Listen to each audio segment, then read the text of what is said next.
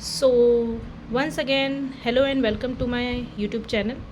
तो जैसा कि हम लास्ट क्लास तक देख चुके थे कि हमने एफएमओ अप्रोच हमने देख ली थी इलेक्ट्रोसाइक्लिक रिएक्शंस की। तो आज हम उसके रोटेशन डिस्कस करने वाले हैं कि इलेक्ट्रोसाइक्लिक रिएक्शन के अंदर टू टाइप के रोटेशन होते हैं। एक तो होता है हमारा कॉन रोटेशन, एक होता है हमारा डिस रोटेशन। ठीक है, तो कॉन रोटेशन में क्या होता है कि जो ऑर्बिटल्स होते हैं वो सेम टाइम में सेम साइड रोटेट करते हैं। कि जैसे ये वाला जो ऑर्बिटल है वो इस तरह रोटेट कर रहा है और ये भी इसी तरफ रोटेट कर रहा है। ठीक है, राइट साइड ही रोटेट कर रहा है, या फिर दोनों ही ऑर्बिटल लेफ्ट साइड ही रोटेट करेंगे। ठीक है, इस तरह से होता है। फिर दूसरा होता है कि डिस रोटेशन। डिस रोटेशन मतलब कि अब रोटेशन ऑपोजिट साइड में होगा, कि दोनों ही ऑर्बिटल सेम टाइम पे डिफरेंट डायरेक्शन में रोटेट करेंगे। कि जैसे ये राइट साइड हो रहा है तो ये लेफ़्ट साइड इस तरह से रोटेट होगा, या फिर ये अगर लेफ़्ट हो रहा है तो फिर ये राइट होगा, इस तरह से। ठीक है, तो इस तरह से ये रोटेट होते हैं। ठीक है, आगे हम देखते हैं कि इसको हम अप्लाई कहाँ करेंगे, कहाँ देखेंगे हम इसको। ठीक है, आगे हम देखते हैं कि जैसे ये है हमारा ब्यूटाडाइईन है। ठीक है, ब्यूटाडाइईन है हमारा। इस तरह से यहाँ पे एक इसके टर्मिनल पे एक पी ऑर्बिटल दिया हुआ है और इसके टर्मिनल पे एक पी ऑर्बिटल प्रेजेंट है। हम हीट की कंडीशन लगाएंगे। ठीक है, हीट की कंडीशन में कौन रोटेशन में हमारा साइड 2 हमारा जो है वो होमो होगा। ठीक है, उसके बाद में ये भी इस तरह से इस तरफ नीचे की तरफ रोटेट करेगा और ये भी नीचे की तरफ रोटेट करेगा। तो इस तरह से इसके जो सेम साइड के सेम साइन जो हैं वो बॉन्डिंग वो दिखाएंगे। ठीक है, बॉन्डिंग इंट्रैक्शन दिखाएंगे और इस तरह से इनका बॉन्ड फॉर्मेशन हो जाएगा। फिर डिसरोटेशन में देखेंगे, डिसरोटेशन में हमारा वही हमारा साइड 2 होमो होगा। ठीक है, साइड 2 हमारा होमो होगा। उसके बाद में ये हमारा इस तरह से नीचे की तरफ करेगा रोटेट और ये ऊपर की तरफ रोटेट करेगा। तो यहाँ पे जो है वो एंटी वाले इंट्रैक्शन होंगे। ठीक है, तो यहाँ पे कोई बॉन्ड फॉर्मेशन नहीं होगा। ठीक है, डिस रोटेशन के अंदर हमारा कोई बॉन्ड फॉर्मेशन नहीं होगा। ठीक है, आगे हम इसका एक शॉर्टकट का एक टेबल देखने वाले हैं जिसमें कि हम देखते हैं कि हमारा सिस्टम है 4n सिस्टम हो या फिर 4n+2 सिस्टम हो। 4n सिस्टम का मतलब है कि जहाँ पे 4n टाइप के पाई बॉन्ड प्रेजेंट हो। ठीक है, और 4n+2 में 4n+2 वाले जो है हमारे पाई बॉन्ड प्रेजेंट हो। ठीक है, तो इस तरह से हमारा हीट की कंडीशन में और सनलाइट की कंडीशन में हम देखेंगे कि 4n में अगर हीट की कंडीशन दी हुई है तो कॉन रोटेशन होगा, और अगर 4n में सनलाइट दिया हुआ है तो डिस रोटेशन होगा। इसी तरह 4n+2 में हीट में हमारा डिस रोटेशन होगा और hν में हमारा कॉन रोटेशन होगा। ठीक है, होमो अगर इवन होगा, ये भी इसका एक शॉर्टकट मान सकते हो कि होमो अगर इवन होगा जैसे साई 2 होगा, साई 4 होगा, ठीक है, साई 6 होगा, तो इस तरह से हमारा कॉन रोटेशन होगा।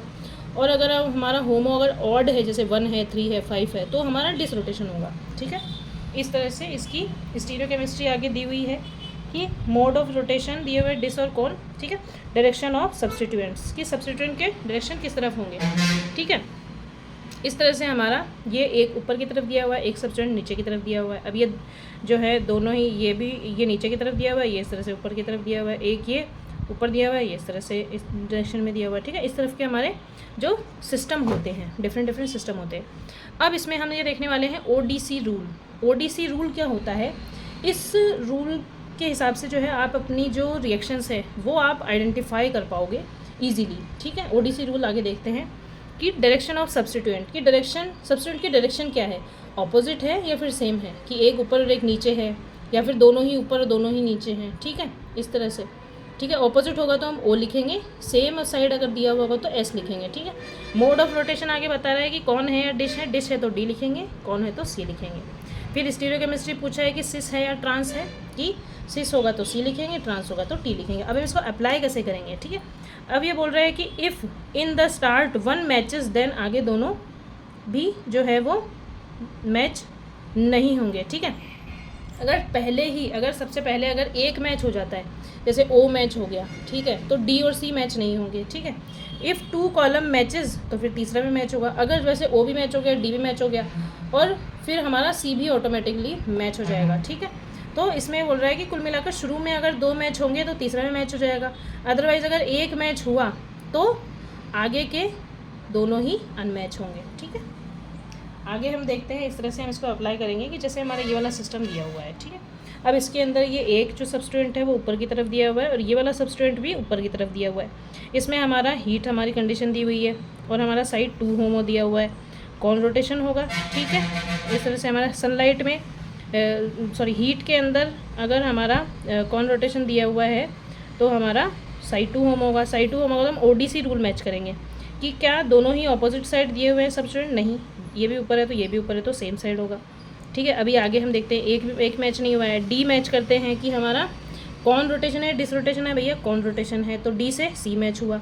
अब दोनों ही मैच नहीं हुआ तो लास्ट वाला तो मैच होगा ही होगा, एक मैच होगा तो क्या होगा कि ये सिस होगा, ठीक है।